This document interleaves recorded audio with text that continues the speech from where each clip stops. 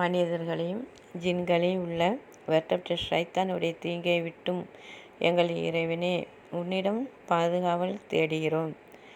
அளவற்ற அருளாளனும் நிகழற்ற அன்புடையும் ஆகிய அல்லாவின் திருப்பெயரால் துவங்குகிறேன். அத்தியாயம் 63 ஆயத்து 9 நம்பிக்கை கொண்டவர்களே, உங்கள் செல்வமும் உங்களுடைய மக்களும் அல்லாவின் நினைப்பை விட்டும் உங்களை பராமுகமாக்கிவிட வேண்டாம். எவர் இவ்வாறு செய்கின்றாரோ நிச்சயமாக அவர்கள் தான் நஷ்டம் அடைந்தவர்கள். உங்களில் ஒருவருக்கு மரணம் வரும் முன்னரே நாம் உங்களுக்கு அளித்தவற்றில் இருந்தும் உங்களுக்குள் செலவு செய்து உதவுங்கள்.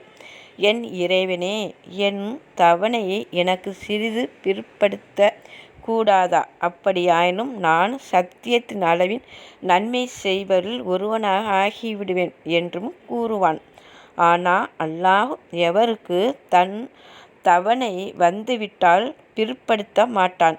நீங்கள் செய்பவற்றை அல்லாஹ் தெரிந்தே இருக்கின்றான். அப்போ இதை நம்ம நல்லா இந்த ஆயத்தில் கவனிக்கும்போது நம்ம இந்த அளவுக்கு நல்ல உபதேசங்கள் நம்மளுக்கு காதுக்கு கேட்கப்பட்டு ஒவ்வொரு நன்மையிலும் குரான் ஆயத்துகளையும் நம்ம கவனிச்சுக்கிட்டு வரும்போது நன்மையெல்லாம் நம்மளுக்கு தெளிவாக்கப்பட்டும் அதில் யார் வாழாமல் இருக்கிறாங்களோ அவங்களுக்கு அந்த மரணம் வரும்போது யாரும் பிற்படுத்த முடியாது. ஏண்டா அல்லாஹ் நாடிட்டாண்டா எந்த நிலையில் எப்படி பிடிக்கப்படுவார்கள் அப்படிங்கிறது யாருக்கும் தெரியாது. அதனால தான் நம்ம அதற்கு முன்னாடியே நன்மைகளை முற்படுத்திக்கிறணும். அப்போ இதில் என்ன வருது? நம்பிக்கை கொண்டவர்களை உங்கள் செல்வமும் உங்களுடைய மக்களும் அல்லாவின் நினைப்பை விட்டும் உங்களை பாராமுகமாக்கிவிட வேண்டாம். அப்போ அல்லாவுடைய நினைப்பை விட்டு செல்வத்தில் வாழ்ந்துட்டு இருக்கும்போது அந்த செல்வம் அதில் நம்ம சுகம் கொண்டு வாழ்ந்துட்டுருக்கும்போது நீங்கள் அல்லாஹ் நினைப்பை விட்டுறிய. அப்போ நீங்கள் அல்லாவுடைய நினைவிலே வாழணும். அப்போ குரான் பார்க்கும்போது ஒவ்வொரு ஆயத்துகளையும் சிந்திக்கணும். அல்லாஹ் இதில் என்ன சொல்லியிருக்கான் அப்படின்னு சொல்லி அந்த சிந்தனையோட வாழ முயற்சி செஞ்சு வாழ்ந்துக்கிட்டே வரணும். அப்போ நம்ம எப்போ அந்த மாதிரி வாழ்ந்துக்கிட்டே வர்றோமோ நமக்கு எந்த ஒரு பயமும் மனசில் இருக்காது. அல்லாவுடைய நல்ல உபதேசங்களை ஏற்று வாழ்ந்துக்கிட்டே வர்றவங்களை ஒரு ஆயத்தில் அல்லாஹ் என்ன சொல்லிட்டு வரோம் அப்படின்னா, அவர் துக்கப்படவும் மாட்டார்கள், பயப்படவும் மாட்டார்கள். அந்த ஆயத்தை கொண்டு வாழ்ந்துட்டு வரவங்களுக்கு துக்கமும் இல்லை, பயமும் இல்லை. யார் நன்மைகளாக அவங்களுக்கு தெளிவாக்கப்பட்டும் அதன்படி அவங்க வாழலையோ அவங்களுக்கு தான் அந்த பயங்கள் ஏற்படும். இன்னும் நம்மளுக்கு காலங்கள் நீடித்தா தேவையே அப்படிங்கிற எண்ணங்கள் ஏற்படும்.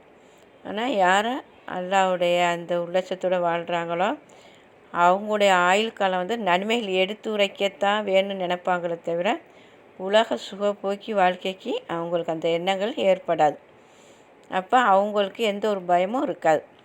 ஏன்னா அல்லாவுடைய கட்டளைப்படி தான் நம்ம வாழ்ந்தோம் அப்படிங்கிற அல்லாவுடைய நன்மையை எதிர்பார்த்த நிலையிலேயே அந்த ஒரு சுகத்திலையும் அந்த ஒரு சமாதானத்திலையும் அவங்க வாழ்ந்துட்டுருப்பாங்க. அப்போ ஒவ்வொருத்தருக்கும் அந்த மாதிரி நன்மையின் பக்கம் போகக்கூடியவரும் அல்லாஹ் அருள் புரிய அவன் போதுமானவன். அடுத்தது, உங்களில் ஒருவருக்கு மரணம் வரும் முன் உங்களுக்குள் அளித்தவற்றிலிருந்து உங்களுக்குள் செலவு செய்து உதவுங்கள். அப்போ அல்லாஹ் என்ன சொன்னால், உங்களுக்கு எந்த நன்மையெல்லாம் உங்களுக்கு தெளிவாக்கப்பட்டும் அந்த தெளிவின் பால் அல்லாவுடைய கிருபையில் வாழ்ந்துட்டு வாரீங்களோ அதில் எதெல்லாம் பக்குவப்பட்டீங்களோ அதை பிறருக்கு எடுத்து உபதேசிச்சுட்டே வாங்க. இன்னும் உங்களுக்கு கொடுக்கப்பட்ட பொருள்களிலிருந்து உணவுக்காகவும் உடைக்காகவும் இன்னும் உடைய கஷ்டங்களுக்கு தேவையானதை கொடுத்து உதவி செஞ்சு வாங்க அப்படிங்கிறத அல்லாஹ் நமக்கு எடுத்து சொல்லிக்கிட்டே வரான். அப்போ நமக்கு எதையெல்லாம் எல்லாம் கொடுத்துருக்கானோ நன்மையான விஷயங்களையும் செலவு செய்யணும், அதே மாதிரி பொருள்களையும் செலவு செய்யணும். 2 விதம் இருக்குது.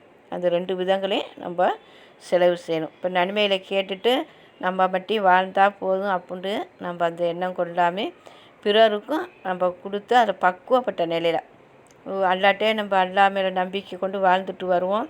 அப்போ எவ்வளோதோ பொறுமைகளும் சகிப்புத்தன்மைகளும் நம்ம என்ன அல்லாவுடைய பாதைக்கு விரும்புகிறோமோ அது கிடைக்கப்பட்டதையும் பிறருக்கு நம்ம வந்து அந்த நல் உபதேசங்களை எடுத்து அவங்களே அந்த நன்மையின் பக்கம் நுழைவிக்க நம்ம எடுத்து சொல்லிக்கிட்டே வரும்போது அதுதான் முதல் நன்மை. நன்மையில் பாக்கியமான நன்மை வந்து அந்த நல் உபதேசங்களை நம்மளும் பயன்பெற்றது பிறருக்கும் எடுத்து சொல்லி வருவது தான் முதல் நன்மை. ரெண்டாவது நம்மளுக்கு அவங்களுக்கு பொருள்களை உதவி செய்து வர்றது, பொருள்களையும் உதவி செஞ்சு அவங்களுக்கு வரணும். அல்ஹம்துலில்லாஹ். அல்லாஹ் ஆமீனாக்கி நன்மையாக்கி தரட்டும். இதில் எந்த ஒரு இந்த குர்ஆன் ஆயத்தை வாசிக்கும்போது அதில் எந்த ஒரு தவறுகள் இருந்தாலும் இறைவனே நீயே எங்களுக்கு பாவ மன்னிப்பு அளித்து எங்களை குற்றம் பிடிக்காமல் இருப்பாயாக. இன்னும் இதை கேட்குற அனைவருக்கும் இந்த நல் உபதேசங்களை பலனளிக்கக்கூடியதாகவும் இன்னும் குர்ஆன் ஆயத்தில் கவனித்து அவங்களையும் ஓதி அதன்படி செயல்பட்டு வரவும் எங்கள் இறைவனே நீயே அருள் புரிவாயாக.